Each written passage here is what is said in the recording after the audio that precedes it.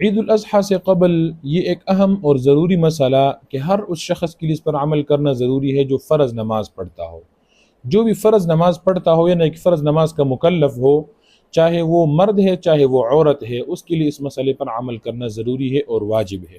مسئلہ یہ ہے کہ عید الاضحیٰ سے قبل جو دن ہوتا ہے، پہلا جو دن ہوتا ہے 9 ذی الحج، جس کو یوم عرفہ کہا جاتا ہے، یوم عرفہ کے دن فجر کی نماز سے لے کر عید کے چوتھے دن عصر کی نماز تک، یعنی کہ کل 5 دن اور 5ویں دن عصر کی نماز تک، ٹوٹل 23 نمازوں میں ہر فرض نماز کے بعد ایک مرتبہ یہ تکبیر پڑھنا کہ اللہ اکبر لا الہ الا اللہ واللہ اکبر وللہ الحمد.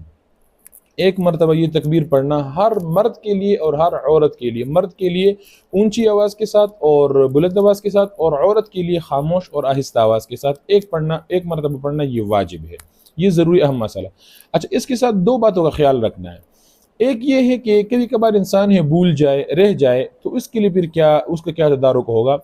تو اگر آپ نے کوئی ایسا عمل نہیں کیا جس کی وجہ سے نماز ٹوٹ جائے، مثال کے طور پہ آپ نے کوئی گپ شپ باتیں شروع نہیں کی، اسی طرح آپ اپنی جگہ سے اٹھ کر کے نہیں گئے اور آپ کو یاد آیا نماز کے فوراً بعد یا تھوڑی دیر بعد یا چند سیکنڈ بعد، تو آپ اسی وقت پڑھ لیں اس کو.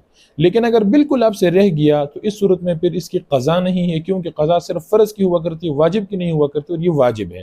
تو پھر اس صورت میں آپ کو صرف اور صرف استغفار کرنا لازم ہے. آپ استغفار ہی کر سکتے ہیں اور اس کی قضا نہیں ہوتی. اس کے علاوہ ایک چیز یہ بھی ہے کہ لوگوں کے ذہن میں یہ ہوتا ہے کہ یہ ایک بار نہیں بلکہ 3 بار پڑھا جاتا ہے، اور لوگ پڑھتے بھی ہیں 3 بار. تو شرعی مسئلہ یہ ہے کہ ایک مرتبہ پڑھنا یہ واجب ہے، جبکہ ایک مرتبہ سے زائد چاہے 2 3 4 5 10 جتنے بھی ہو، اگر کوئی بندہ تبرک کی نیت سے اور ثواب کی نیت سے پڑھ لیتا ہے تو اس میں کوئی حرج نہیں ہے، شرعی لحاظ سے ممانعت نہیں ہے.